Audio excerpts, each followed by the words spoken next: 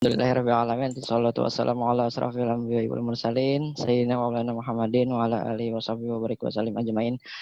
Ya, ini sudah pukul jam 9.06 lewat 06. Jadi menunggu kawan-kawan yang lain yang hadir.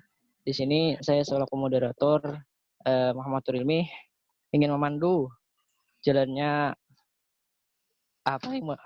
materi kita pada hari ini, yaitu materi motivasi, session motivasi ya. Ya, siap Bang Ilmi. Kamar Husin nih. Ya, jadi di sini kita dari pematerinya adalah Kak Ahmad Al-Wafi. Kakak saya memanggil kakaknya kakak aja. Ya, Karena sama aja lah kata Bapak.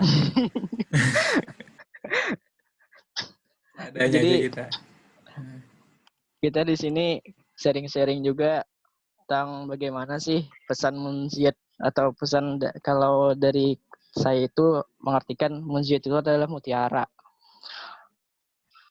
Kata-kata mutiara. Nah, Jadi di dalam motivasi season ini ada prinsip-prinsip ya dibahas tadi kata Bang Al-Wafi tadi dalam prinsip-prinsip hidup ada sebuah karya yang dimana itu terpendam di dalam diri sendiri dan tidak bisa diberi dan harus diberi inspirasi atau sebagai motivasi lah. Jadi di sini kita akan membahas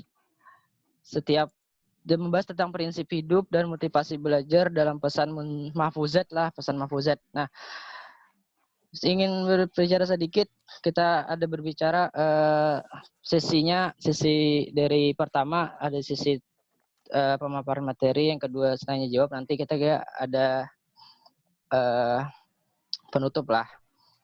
Nah, untuk mempersingkat waktu juga, karena kita diberi berapa waktu Bang Fajar, Kak Fajar? 45 menit kah? Ya, 45 menit. Oke, nah jadi di sini ingin sedikit memaparkan riwayat hidup Kak Al-Wafi. Beliau nama Ahmad Al-Wafi, riwayat prestasi pengajar muda Pondok Darul Hijrah 2012 sampai sekarang dan pengabdian Pondok Pesantren Darul Hijrah 2019 sampai sekarang. Organisasi beliau adalah organisasi di Gerakan Pramuka Kota Banjarbaru lah, dan pengurus cabang PM11 Yogyakarta Banjarbaru Martapura. Maaf. PMII. PMII. Saya kalau di UIN tuh manggilnya PM11 terus. Jadi aktifnya PM11 terus ya kan. Ya, mohon maaf ya. Jadi kita di sini kita sharing-sharing dengan motivasi pesan-pesan juga, pesan mahfuzat yang akan dipaparkan oleh pemateri kita Ahmad Al-Wafi. Waktu di tempat saya persilakan, Bang. Auzubillahiminasyaitonirrajim. Bismillahirrahmanirrahim. Assalamualaikum warahmatullahi wabarakatuh. Waalaikumsalam. Alhamdulillahirabbil alamin. Wassalatu wassalamu ala asyrofil anbiya'i wal mursalin. Sayyidina walana Muhammadin nabil ummi wa ala alihi wa sahbihi wasallam, amma ba'du. Rabbi syrah li sodri wa yassir li amri wahlul 'uqdatam min lisani yafqahu qawli. Allahumma nawwir bil ilmi qalbi wasta'mil bi ta'atika badani wa khalis minal fitani syarri. Washkul bi'atibari fikri amma ba'du. Alhamdulillah pada malam hari ini kita dapat berkumpul di aplikasi Zoom ya, yang mana pada biasanya kita biasa berkumpul di Gips atau di tempat-tempat manapun, tapi karena adanya tragedi yang memang tidak bisa dikondisikan, oleh karenanya kita menggunakan aplikasi ini. Ya, semoga kita selalu dirahmati oleh Allah Subhanahu wa taala. Ya, salawat serta salam semoga selalu tercurahkan kepada junjungan Nabi kita Nabi Muhammad sallallahu alaihi wasallam, karena atas rahmat beliaulah yang telah menyelamatkan umatnya dari lembah kehinaan menuju lembah terang benderang. Dengan kata lain, ad-dinul Islam. Pada malam hari ini, perkenankan terlebih dahulu saya mengenalkan nama saya pribadi. Nama saya adalah Ahmad Al-Wafi. Jadi, adapun desa pendampingan saya di sini adalah desa Sungai Pitung. Apakah ada orangnya? Saya tidak tahu di sini. Oke, yang penting menjalankan daripada agenda yang memang sudah terjadwalkan. Pada malam hari ini temanya kita akan membahas tentang mahfuzot. Apa sebenarnya mahfuzot yang dari secara makna harfiah? Asal mula katanya itu berasal dari wazan fa'ala, yang mana di dalam bentuk kalimatnya adalah hafizah yahfazu. Nah, adapun mahfuzot berarti yang terpelihara ataupun yang terjaga. Nah, apa maksud daripada di sini? Di dalam mahfuzat sendiri itu berisi adalah tentang nasihat-nasihat ataupun pesan-pesan yang disampaikan oleh imam-imam yang hidup beberapa ratus tahun yang lalu, mungkin di zaman tabi'in, tabi'in, atau di zaman para sahabat. Nah, apa yang diinginkan daripada pesan mahfuzat ini adalah agar orang-orang yang mengetahui hal tersebut dapat terpelihara perilakunya, perbuatannya, dan segala aspek-aspek yang ia kerjakan dalam kehidupannya. Oke. Yang pertama, adapun tugas kita saat ini adalah sebagai penuntut ilmu. Nah, penuntut ilmu, adapun daripada pekerjaan yang dilakukan setiap harinya atau setiap waktunya adalah menuntut ilmu. Nah, menuntut ilmu sendiri itu adalah kewajiban yang memang tidak terlepaskan bagi setiap orang. Baik muda, tua, maupun sampai hayat atau jasad dibenamkan ke liang lahat, akan selalu ada kewajiban menuntut ilmu. Nah, di dalam mahfuzat sendiri dikatakan bahwasanya ada kendala-kendala yang dialami oleh seorang penuntut ilmu. Nah, salah satu kendala yang dialami penuntut ilmu itu adalah sulitnya menghafal. Nah, kenapa sulit menghafal? Menghafal sendiri itu adalah suatu kegiatan yang memang sudah dilakukan oleh orang-orang di zaman dulu. Kenapa? Karena keterbatasan media dalam menulis, yang mungkin dulu menulis di pelepah kurma atau di tulang-tulang. Kemudian lebih banyak orang-orang pada zaman dulu itu langsung menghafalkan dari apa yang mereka peroleh, baik hadis maupun Quran. Nah, di sini kita mengenal salah satu mazhab yang terbesar di Indonesia khususnya adalah Imam Syafi'i.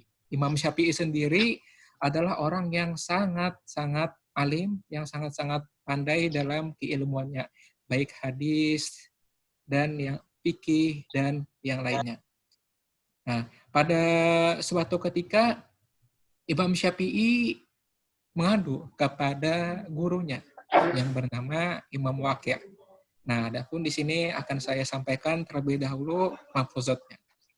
Bismillahirrahmanirrahim. Telah berkata Imam Syafi'i radhiyallahu anhu, "Syakautu ila waqi'in su'a hifzi, fa arsyadani ila tarkil ma'asi.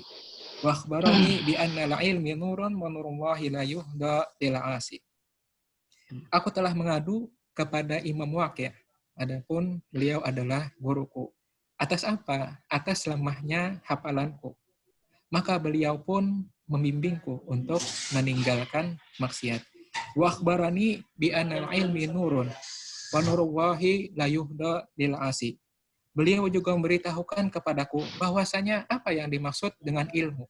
Ilmu itu sendiri adalah cahaya, dan cahaya Allah la yuhda lil 'asi. Bahwasanya tidak akan diberikan cahaya Allah itu kepada orang-orang yang berbuat maksiat. Nah, mungkin beberapa waktu yang lalu ketika kita masih TK atau SD, kita rasanya lebih mudah dalam menghafal pelajaran, ya kan? Karena mungkin kita itu masih terjaga atau masih kurang daripada perbuatan-perbuatan maksiat. Nah, mungkin saat ini, di saat kita kuliah, di saat sekolah menengah atas, di situ kita sudah mulai merasakan kenapa jadi sulit untuk menghafal pelajaran. Kenapa lebih sulit untuk menerima pelajaran dibandingkan di saat kita duduk di sekolah sebelum-sebelumnya.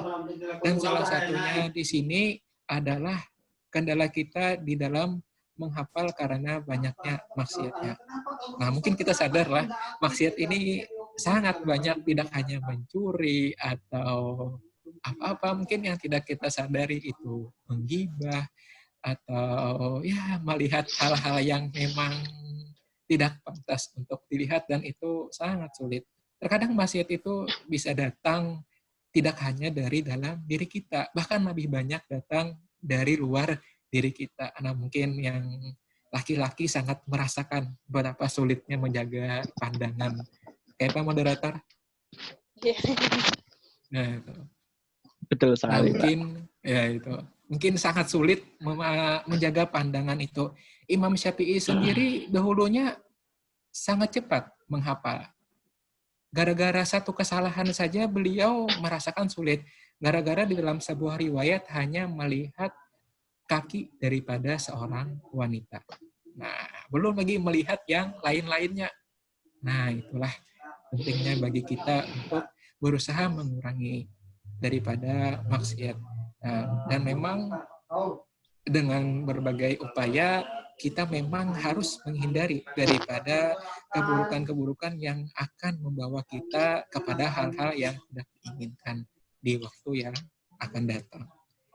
Nah, selanjutnya, adapun di dalam hal yang lainnya, di dalam mahfuzat yang lainnya, akan saya bacakan terlebih dahulu, sebagaimana yang sudah saya sampaikan, bahwasanya menuntut ilmu itu adalah kewajiban yang universal bagi seluruh orang.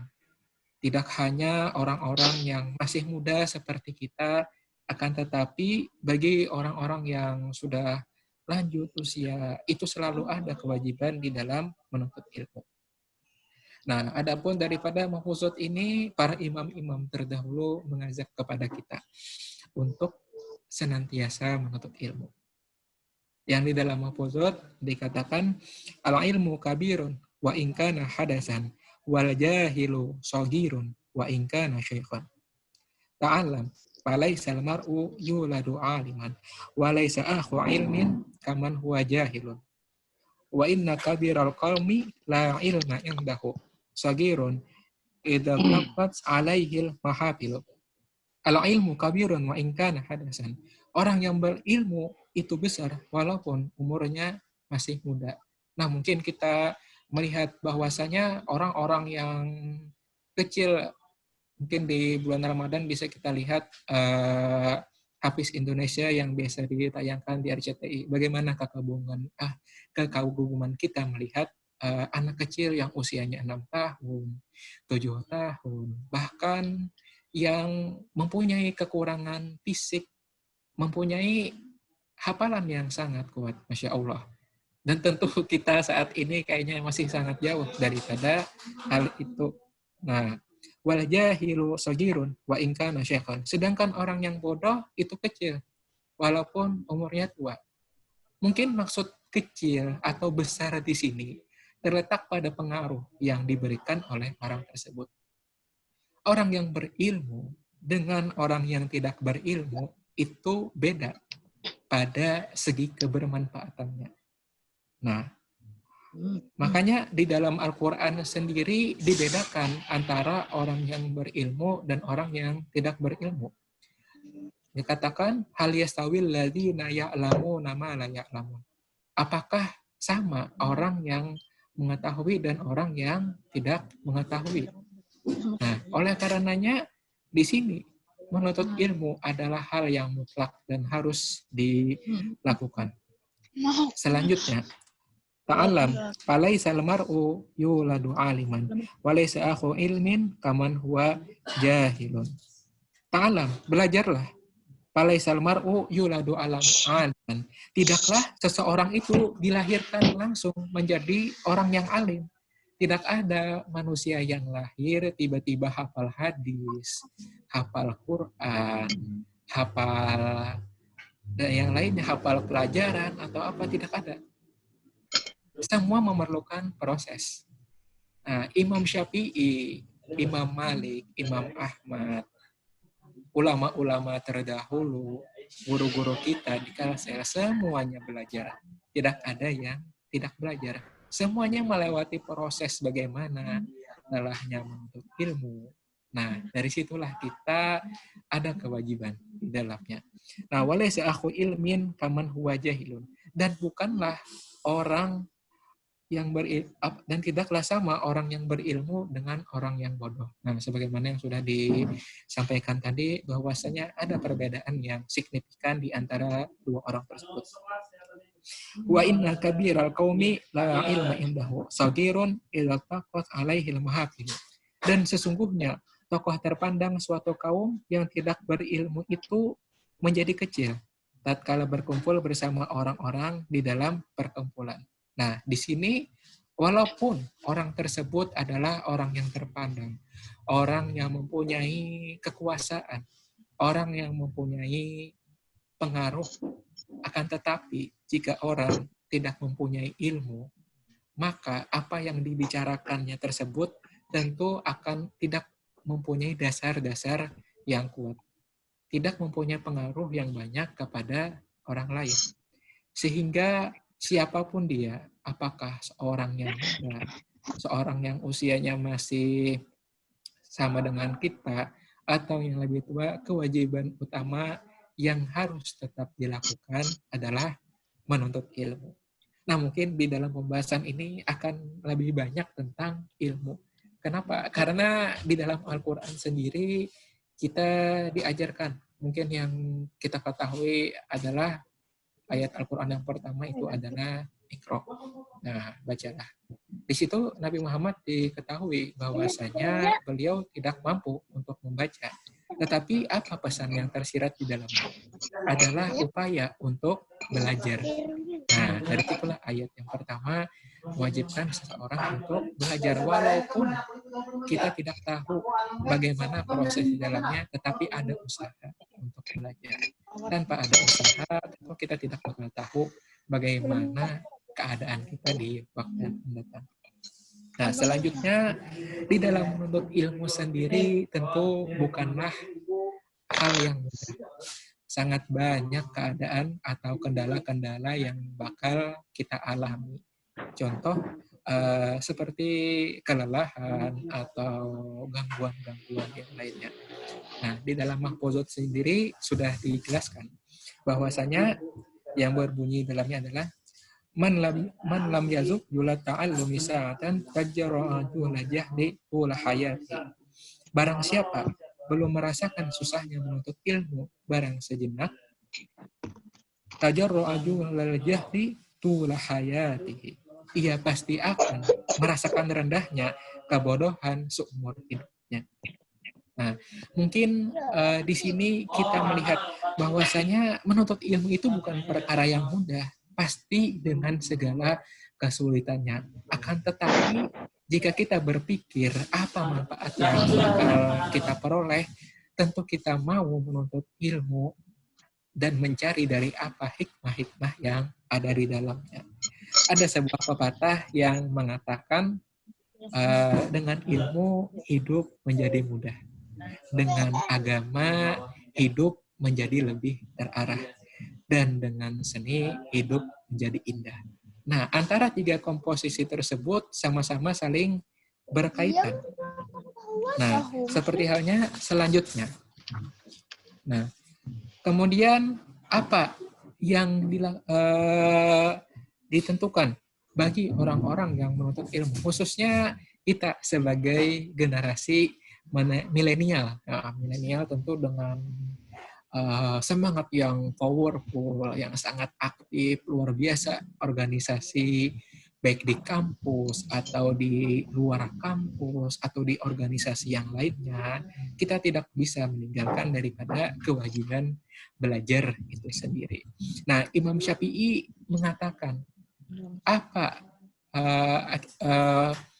akibat atau yang bagaimana pandangan Imam Syafi'i terhadap seorang pemuda yang tidak menuntut ilmu. Dikatakan waman fatahu ta'lim waqta syababihi fakabbir alaihi arba'an liwafatihi. Barang siapa yang lalai dari menuntut ilmu semasa mudanya, fakabbir alaihi arba'an liwafatihi. Kata Imam Syafi'i, maka bertakbirlah engkau atasnya sebanyak 4 kali atas wafatnya. Pada waktu kapan kita melaksanakan takbir 4 kali di dalam ibadah? Tentu adalah dalam sholat jenazah atau di dalam melaksanakan fardu kifayah. Kata Imam Syafi'i, orang yang tidak menuntut ilmu semasa mudanya maka tidak ada artinya lagi. Tidak ada artinya. Takbirkan saja 4 kali. Tanda dia tidak berguna. Nah, oleh karenanya Imam Syafi'i sangat menegaskan bahwasanya sangat penting di dalam menuntut ilmu. Sampai-sampai beliau mengatakan fakabbir alaihi arba'an liwafatihi. Takbirkanlah 4 kali atas meninggalnya dia. Nah, tentu ini bukan pembicaraan saya pribadi, tetapi atas penyampaian daripada Imam Syafi'i sendiri. Bahwasanya beliau adalah orang yang sangat mencintai ilmu dan orang yang mengetahui hakikat daripada ilmu itu sendiri. Selanjutnya, hayatul fata wallahi bil ilmi wattuqa. Idza lam yakuna la'tibara bi zatihi. Hayatul fata, hidupnya seseorang pemuda demi Allah ditentukan oleh ilmu dan takwa. Bahwasanya antara ilmu dan ibadah itu harus selalu beriringan, harus selalu seimbang di dalam dia melaksanakan. Walaupun menuntut ilmu sendiri adalah ibadah, akan tetapi ada ibadah-ibadah fardu yang lain, melaksanakan sholat, melaksanakan rukun-rukun yang lain harus berjalan seimbang. Oleh karenanya antara ilmu dan ketakwaan seorang pemuda itu tidak terlepas. Idza lam yakuna la'tibara lidzatihi. Jika keduanya sudah tidak ada, maka tidak ada lagi harga dirinya. Nah, inilah daripada pesan yang disampaikan oleh Imam Syafi'i. Nah, bagaimana beliau memposisikan ilmu pentingnya bagi kehidupan seseorang. Nah, seperti halnya saat ini, mungkin kita beragam, mungkin kita kaitkan dengan keadaan yang kontekstual yang dialami oleh mahasiswa. Nah, rata-rata di sini sudah mahasiswa ada yang mengerjakan sidang, ada yang sudah mengerjakan skripsi, ada yang membuat proposal skripsi, atau yang masih kuliah menyelesaikan SKS yang masih tersedia. Di situ adalah salah satu bentuk upaya kita di dalam belajar. Nah, sama halnya seperti kita melakukan kewajiban-kewajiban yang lain. Yang harus kita hindari itu di dalam melaksanakan adalah menjauhi daripada sifat lalai. Kenapa? Karena daripada sifat lalai itu sendiri adalah akan membawa kita daripada kesia-siaan. Jangan sampai masa muda yang kita lakukan hanya berkutat pada permainan dan canda belaka. Sangat jauh dari nilai kebaikan. Untuk apa masa muda yang kita peroleh jika tidak dibawa berlelah-lelah? Untuk apa masa muda yang kita terima kalau kita tidak menggunakan dengan sebaik mungkin? Mungkin kita boleh merasakan lelahnya belajar, tetapi kita menggantikan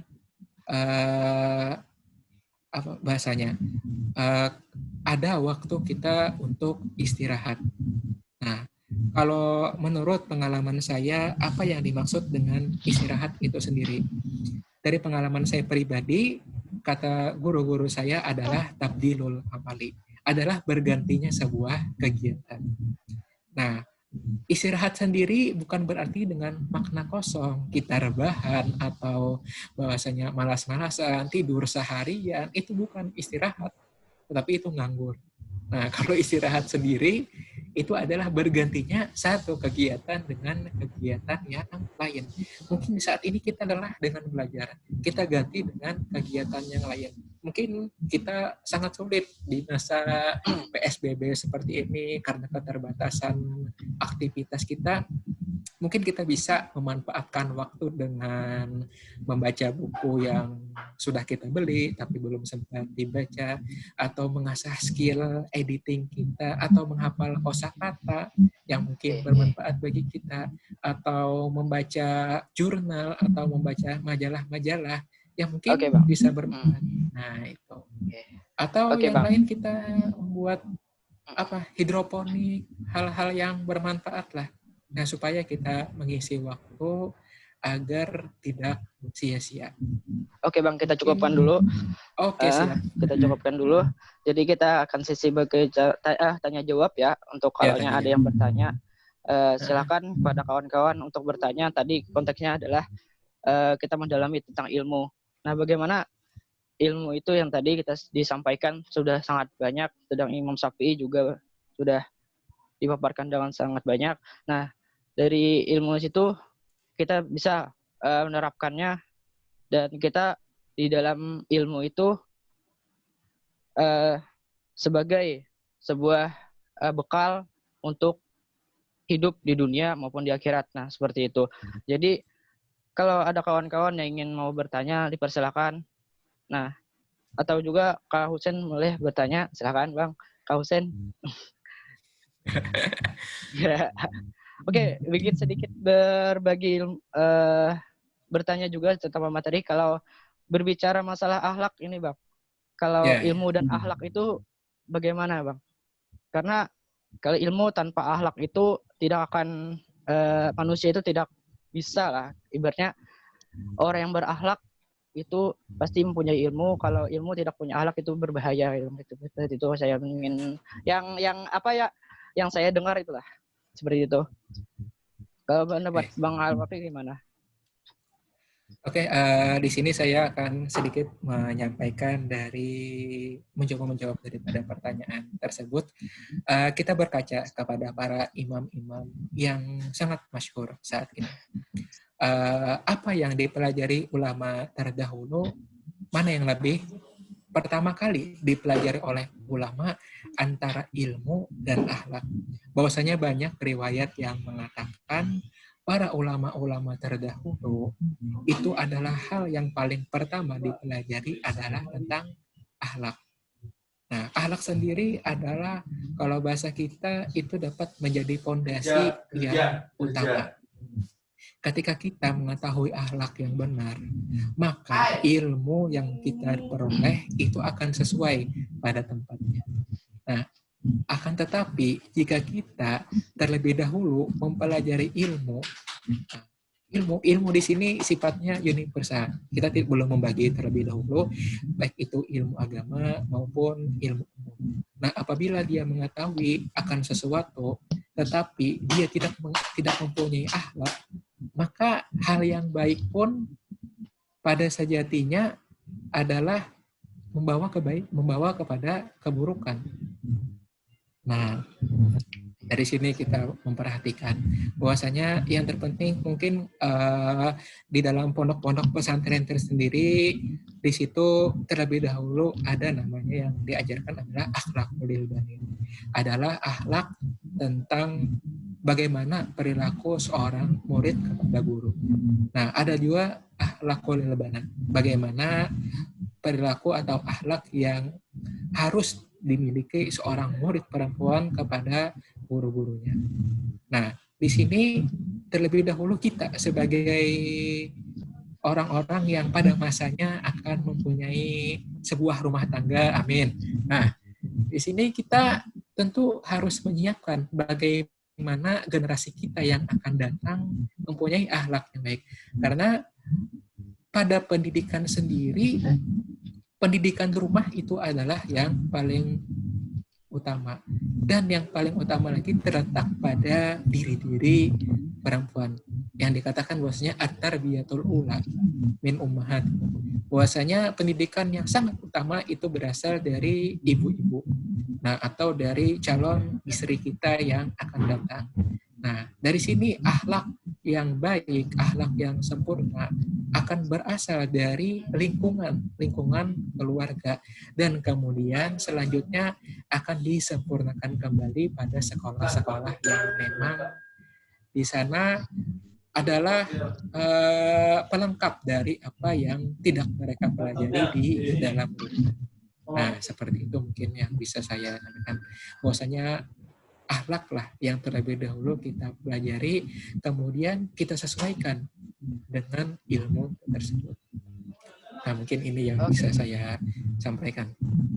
Oke. Ini ada pertanyaan dari Nur Asyah ya. Katanya kalau sudah lulus sekolah itu terus ilmunya kayak hilang gitu atau lupa, apakah benar itu akibat ilmunya itu gak barokah, Pak? Karena gurunya gak ridho gitu. Apakah benar gitu? Kalau ilmunya itu kan ibaratnya katanya gurunya gak ridho karena dia sudah nakal atau gimana gitu di sekolah. Sudah lulus, dia ibaratnya sudah hilang gitu ilmunya di sekolah. Apakah benar seperti itu? Sebenarnya boleh dijawab nih, boleh dijawab. Boleh. Boleh dijawab. Ya. Oke. Di sini kita melihat terlebih dahulu bagaimana keadaan sebelumnya. Kalau misalnya kita sudah pernah belajar semasa sekolah, di situ kita sudah mempunyai rentang waktu yang sangat lama tidak mengulangi daripada pelajaran tersebut. Nah, otomatis pelajaran yang bagaimanapun, walaupun yang sederhana, akan kita lupakan karena banyaknya ilmu-ilmu yang lain yang masuk ke dalam memori otak kita. Nah, di sini kita belum bahas tentang berkah atau tidak berkahnya. Nah, di sini dari aspek-aspek pembelajaran terlebih dahulu. Nah, jika kita perhatikan siogianya ilmu mungkin begini. Ada sebuah istilah yang mungkin sering kita dengar atau yang baru bagi kita, lancar kaji karena diulang. Nah, orang-orang yang mempunyai ilmu itu hakikatnya tetap mengulang daripada pelajaran-pelajaran yang telah mereka peroleh. Ilmu tanpa diulang itu otomatis akan hilang pada waktu yang akan datang. Walaupun kita seperti mempunyai hafalan juz 30. Nah, atau kita yang sangat sering kita baca Yasin. Mungkin kita sama-sama ketika sama-sama membaca hafal. Tetapi di saat kita tidak membaca atau di saat waktu yang tidak lama, kita tidak bisa lagi mengikuti daripada bacaan tersebut. Nah, jadi salah satu yang syarat utamanya adalah mengulang daripada pelajaran tersebut. Selanjutnya masuk kepada aspek berkah atau tidak berkah. Nah, sebagaimana yang sudah saya sampaikan bahwasanya kita sendiri ada mempunyai hubungan antara murid dengan guru. Otomatis guru yang mengajarkan kepada kita itu sendiri sudah dengan ikhlas. Nah, sedangkan apakah kita ikhlas menerima daripada ilmu itu sendiri?